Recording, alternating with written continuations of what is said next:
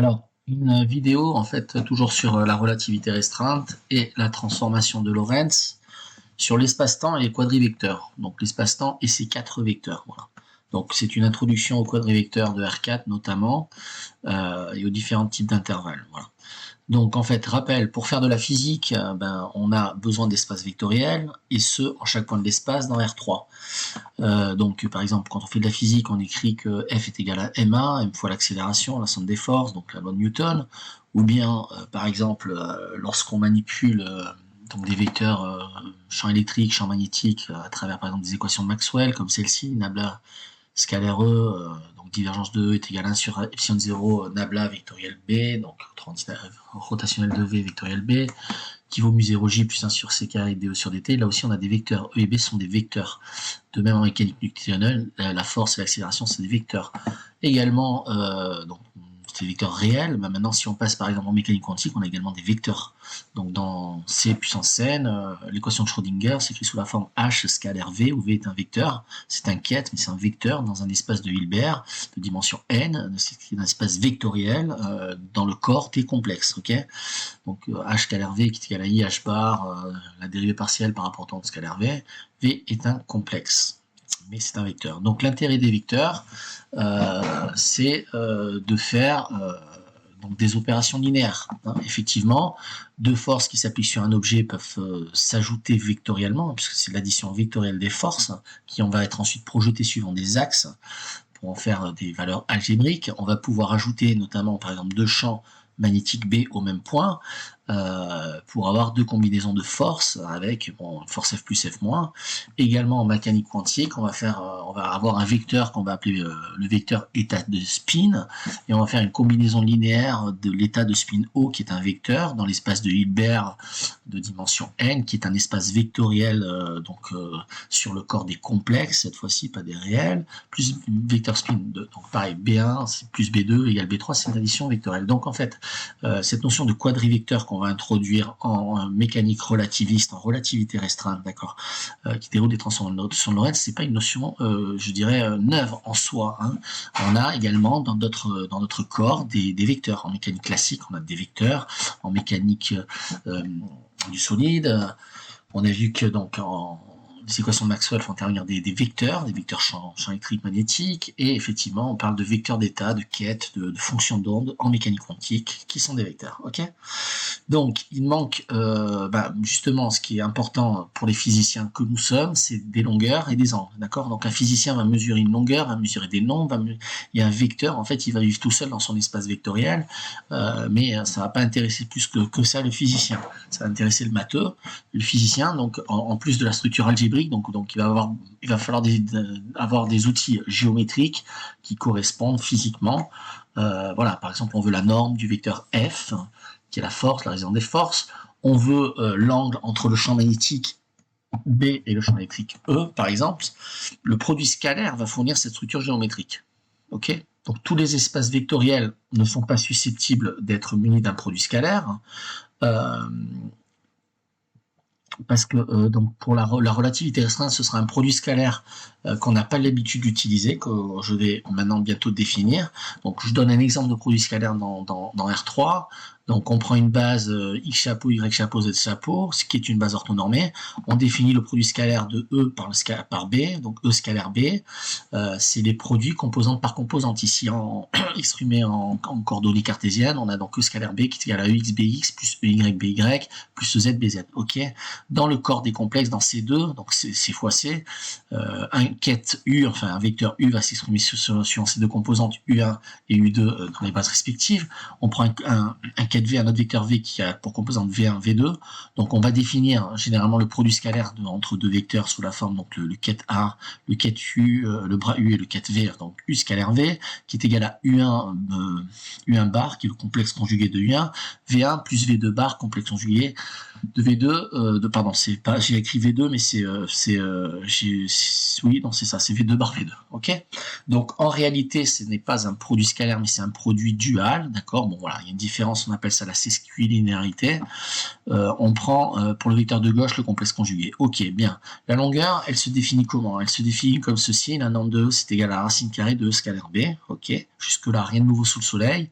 Et on a également que le produit scalaire de E par B est égal à norme de B multiplié par le cosinus alpha entre les deux angles. Ok, lorsque alpha égale pi sur 2, donc 90 degrés, les deux vecteurs étant orthogonaux, leur produit scalaire est nul. Si les deux vecteurs sont alignés, le produit scalaire vaut 1, hein, d'accord, s'ils sont normés. Donc on sait qu'il existe un opérateur qui conserve le produit scalaire. Cet opérateur, c'est quoi? C'est la rotation. Ok? Donc si on a une trajectoire qui a lieu dans R2, on prend un vecteur U qui a pour coordonnées U1, U2, un vecteur V qui a pour coordonnées V1, V2, d'accord? Le produit scalaire V scalaire U, ça va être UX, VX plus UY, VY, d'accord? On fait une rotation autour de l'axe Z.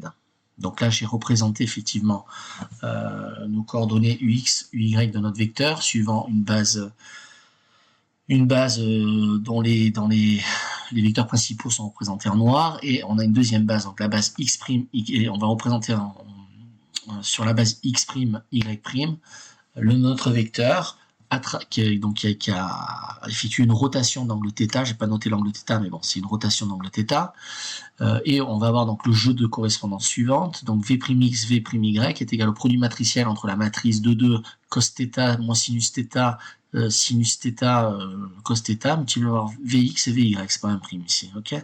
Donc on a dans R', Ux', Vx' plus Vy', Uy' est égal à Ux, Vx plus Uy, Vy.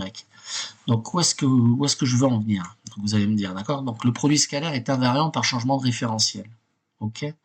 Donc là on s'aperçoit que le produit scalaire est invariant par changement de référentiel dans le cadre d'une rotation dans R3, ok? R3 étant l'espace en 3 dimensions tel qu'on a eu l'habitude de travailler jusqu'alors. Ok, bien. Alors, on dit donc que la rotation conserve le produit scalaire, ok? Mais le produit scalaire étant une structure géométrique qu'on donne en plus de notre espace vectoriel, il n'est pas unique. Autrement dit, pour un espace vectoriel donné, rien ne nous empêche de définir d'autres produits scalaires. D'ailleurs, bon, je ne rentre pas dans la définition mathématique exacte du produit scalaire, mais un produit scalaire défini au sens mathématique a 4 axiomes, d'accord? Mais nous, on va définir en 4 axiomes, on va définir ici un produit scalaire qui correspond à nos quadrivecteurs, d'accord, un produit scalaire sur nos quadrivecteurs qui va permettre de conserver la transformation de Lorentz, d'accord. Donc je vais y venir. Donc, pour ça, j'ai introduit ces éléments importants. Par exemple, on a deux axiomes en mécanique classique qui nous disent que le produit scalaire U par lui-même est nul. Si le produit scalaire de U par lui-même est nul, alors on a affaire au vecteur nul, n'est-ce pas? Bien. Mais ici, on va voir que ce n'est pas le cas dans le produit scalaire qu'on va définir sur les quadrivecteurs. De même, dans un produit scalaire traditionnel auquel vous êtes certainement habitué, si vous n'avez pas fait de mécanique de relativité restreinte jusqu'ici en exercice, bon voilà, c'est que la norme de U au carré, la norme d'un vecteur, le carré de la norme, c'est toujours quelque chose de positif, ok? Et bien on va voir que c'est faux en mécanique relativiste, d'accord? Donc c'est faux en mécanique relativiste, mais on va définir donc un produit scalaire qui correspond à un produit scalaire, mais qui va être utile en mécanique relativiste, qui va conserver en fait la transformation de Lorentz, mais qui ne va pas avoir la propriété de ces deux axiomes traditionnels des produits scalaires auxquels on est habitué dans R3. Ok? Donc, on en revient en fait à notre lorentzienne, notre matrice lorentzienne, qui est une matrice donc 4-4, lorentzienne de phi, le paramètre phi étant défini comme notre rapidité. Je vous le rappelle, donc tangente phi c'est V sur C, le rapport entre la vitesse de déplacement de notre référentiel R' en translation rectiligne par rapport à notre référentiel inertiel original R, qui est divisé par la vitesse de la lumière. Ok, on a les propriétés donc des fonctions hyperboliques suivantes: cosinus carré hyperbolique moins sinus carré hyperbolique de phi, cosinus carré hyperbolique de phi moins sinus carré hyperbolique de phi est égal à 1, d'accord, quel que soit phi. Donc, en fait, notre lorentzienne, notre matrice lorentzienne, cosinus hyperbolique phi, moins sinus hyperbolique phi, 0, 0 pour la première colonne, moins sinus hyperbolique phi, cosinus hyperbolique phi, 0, 0 pour la deuxième colonne, qui représente étrangement une matrice de rotation, pas des cosinus des sinus, mais on a des cosinus hyperboliques ici. 0, 0, 1, 0, troisième colonne, pardon, et 0, 0, 0 et 1 dans la quatrième colonne. 1, pourquoi quatrième colonne? Parce que Y est inchangé, d'accord? Z est inchangé. Donc, en fait, la lorentzienne va agir sur notre quadrivecteur, ok? Notre quadrivecteur X avec un underscore qui est notre quadrivecteur, qui a pour coordonnées spatio-temporelles CT pour la première coordonnée, X pour la deuxième, Y pour la troisième et Z pour la quatrième, qui est noté aussi sous la forme donc d'un vecteur dual, on va dire CT-R, qui est un vecteur de R4. R, c'est le vecteur qui est composé de l'ensemble des coordonnées, d'accord, d'espace. Donc, on pourrait définir le produit scalaire sur R4 comme sur R3. Autrement dit, on pourrait faire un produit scalaire composante par composante. Si on a un quadrivecteur Y, X et un quadrivecteur Y, le produit scalaire du quadrivecteur X par le quadrivecteur Y, il suffirait de multiplier les composantes par composante. On obtiendrait alors du C carré T1 T2 plus X1 Y1 plus X2 Y2 plus X3 Y3. Et bien ça, c'est très mauvais pour le produit scalaire et c'est absolument pas utile en relativité. Ok. Donc quelle quantité de la lorentzienne en fait laisse-t-elle invariante quelle quantité va laisser invariante la lorentzienne? C'est ça la question qu'il faut se poser. Donc, c'est comment peut-on définir un produit scalaire qui, par transformation de Lorentz, reste invariant, d'accord? Donc, c'est-à-dire qu'il est toujours la même dans tous les référentiels inertiels. Ok. Donc, à partir de mon quadrivecteur, je peux construire un intervalle d'espace-temps que j'appelle S carré et que je vais définir comme étant. Donc, S carré est égal à C carré T carré moins X au carré moins Y au carré moins Z au carré. Autrement dit, on va définir un intervalle S au carré comme étant la différence entre C carré T carré moins R carré. On va avoir, je l'ai spécifié ici, une partie donc sur mon curseur, vous voyez bien la partie temporelle en C carré T carré, et ensuite vous avez la partie spatiale. Donc en fait, S carré est égal à la différence entre une partie temporelle et une partie spatiale. Et là, on va voir qu'effectivement, S carré peut être positif, négatif, égal à 0, ce qu'on va voir par la suite, ce qui paraît complètement aberrant dans le cadre de R3. Mais on va voir si la partie temporelle est supérieure à la partie spatiale, ou vice-versa. S carré, il nous dit qu'il va être positif, ok? Bon, donc je vais regarder comment est transformé mon événement dans un autre référentiel, ok? Donc, on a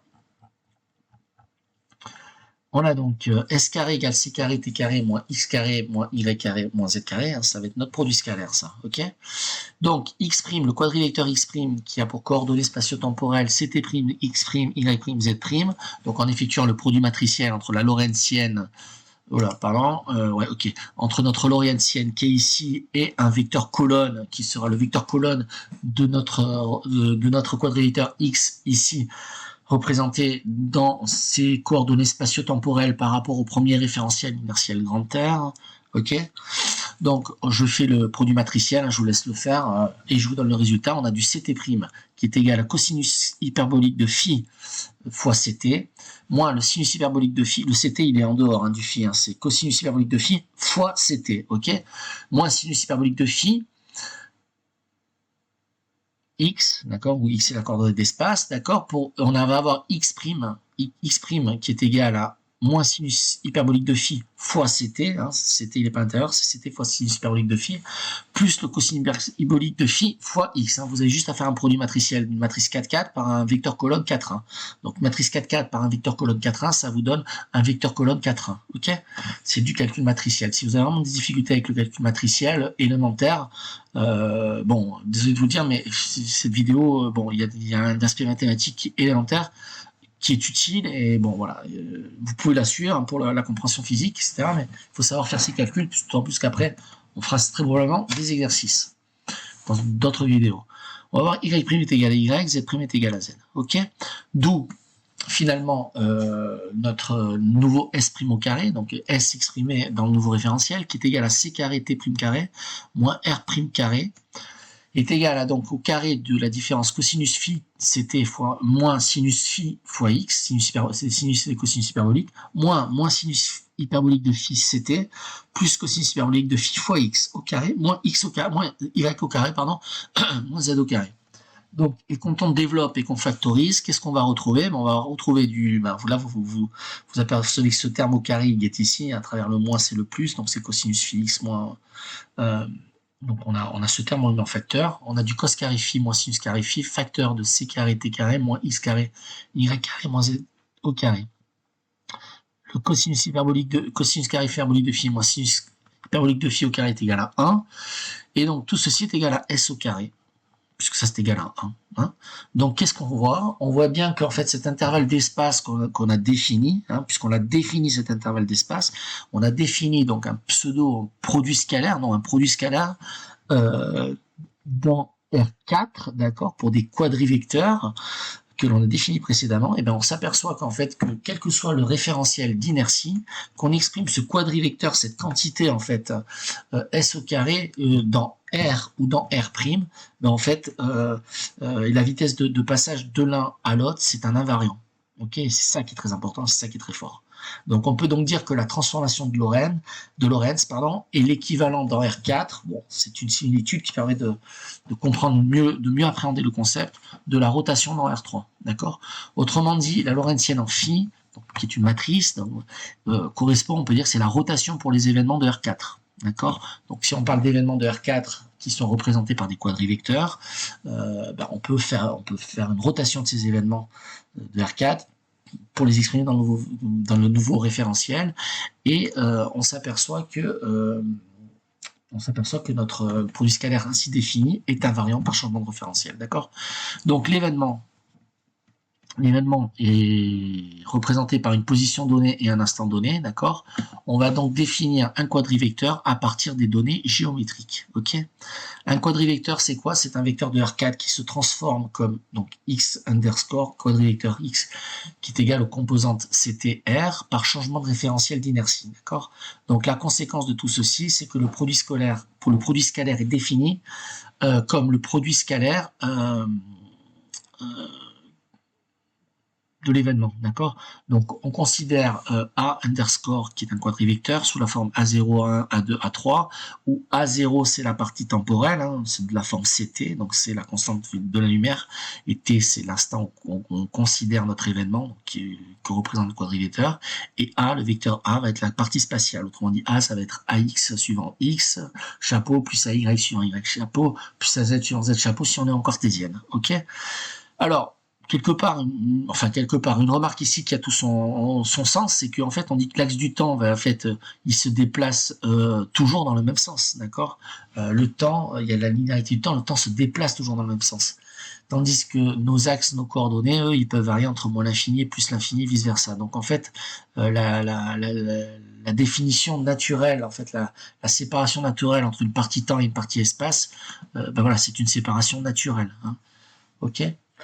Donc, si on note effectivement maintenant B underscore, notre quadrivecteur B comme étant le quadrivecteur composé de la composante spatiale B et B0, la composante temporelle B0 et la composante spatiale B, on va définir donc le produit scalaire entre les quadrivecteurs A et B comme étant donc le produit scalaire entre les quadrivecteurs A et B comme étant le produit A0, B0 moins le produit scalaire, cette fois-ci dans le sens de R3, entre les vecteurs, bon, j'ai noté les flèches ici, d'accord, A et B.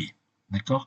Donc la partie spatiale est un produit scalaire habituel, puisque dans la partie spatiale, donc A flèche, qui est le vecteur A spatial dans R3, et B, hein, qui n'inclut pas la partie temporelle, on a bien que ceci c'est égal au produit composante par composante. Donc produit composante par composante, A1 B1 plus A2 B2 plus A3 B3. Ok.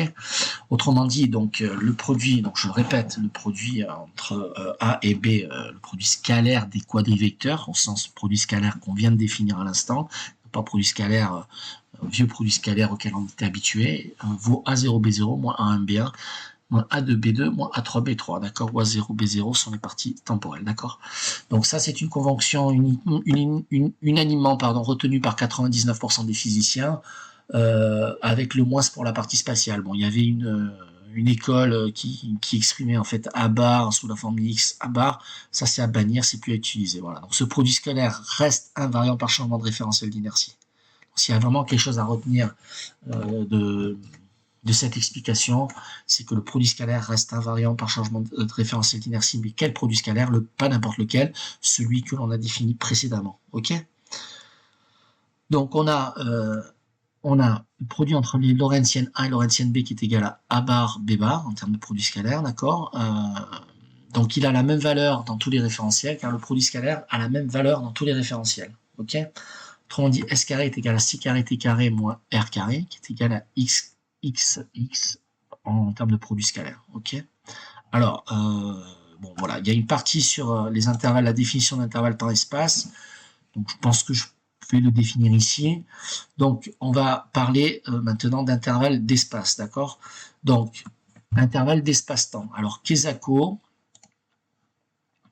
Donc, dans R, on a défini donc l'intervalle d'espace-temps delta S au carré comme étant C carré delta T au carré moins delta R au carré, hein, R vecteur spatial, de coordonnées delta Rx, delta Y, delta Z. Et dans R', on a delta S' carré qui est égal à C carré delta T' carré moins delta R' carré. Ok?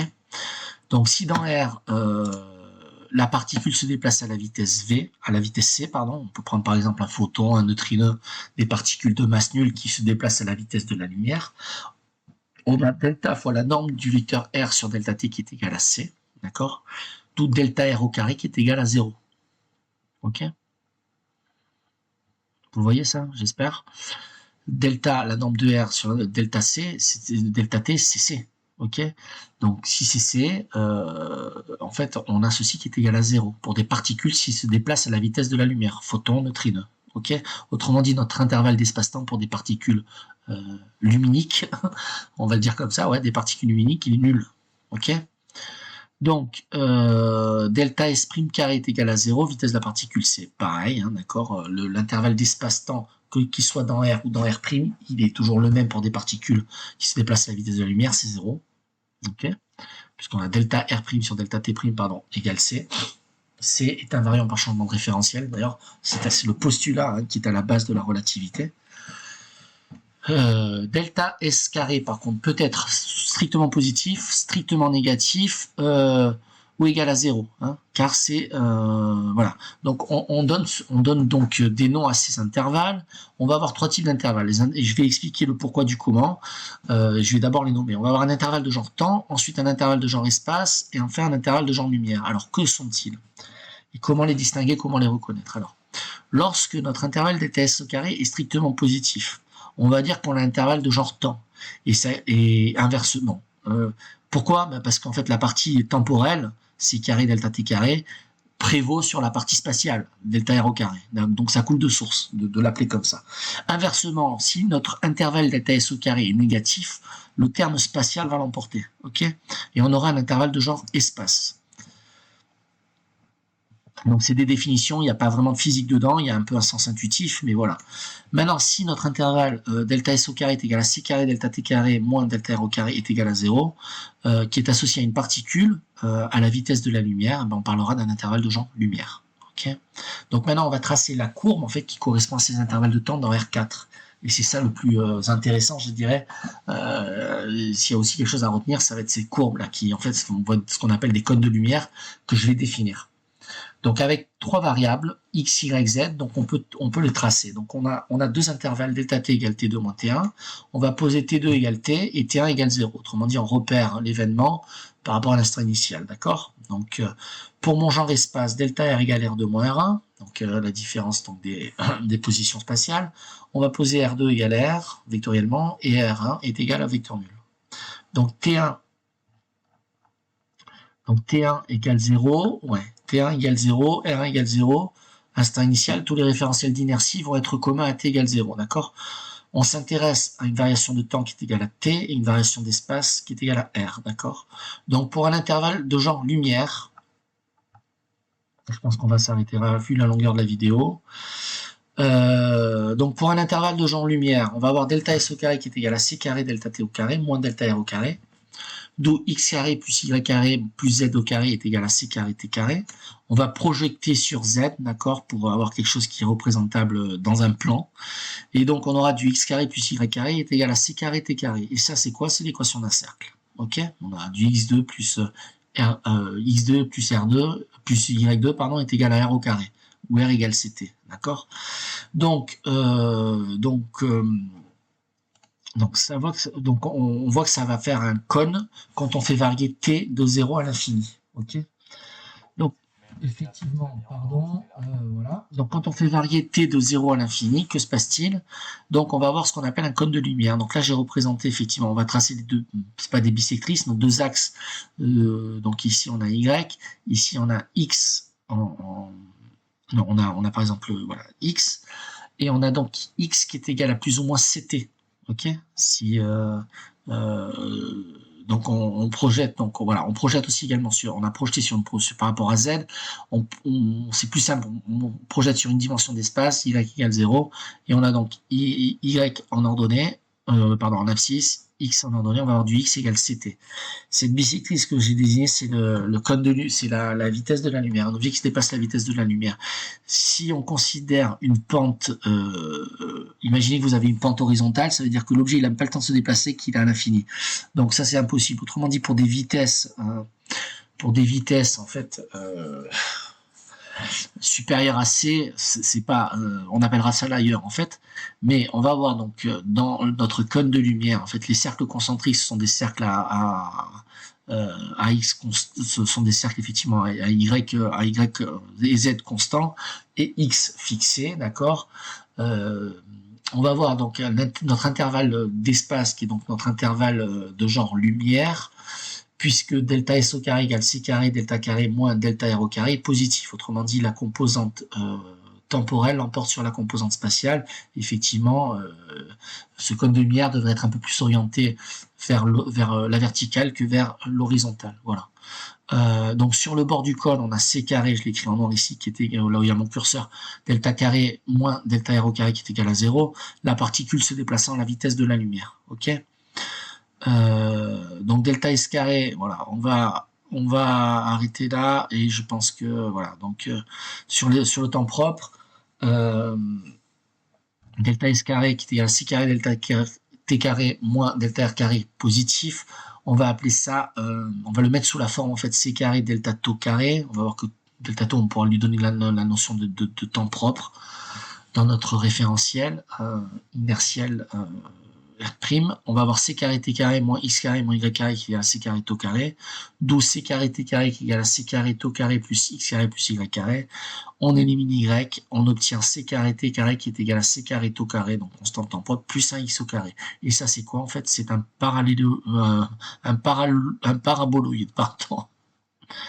Donc un paraboloïde, ça se caractérise par quoi? En fait voilà, donc tout ce qui est ailleurs, c'est tous les intervalles delta S carré qui est négatif, autrement dit où la composante spatiale emporte sur la composante de la lumière. On considère qu'on a des vitesses supraluminiques, ce qui n'est pas possible. Nous, on considère effectivement donc un cône arrondi où les mêmes intervalles d'espace-temps sont tracés ici, pour différents référentiels d'inertie. Donc voilà, on a des intervalles de genre temps. Ok. En dessous du point haut d'origine, on a ce qu'on appelle le cône passé, et en dessous du point d'origine des événements, on a en fait le futur des événements. Voilà. Donc, si delta S carré est négatif, C carré T carré moins S carré égale moins X 0 carré. Voilà. Donc, je vais m'arrêter là.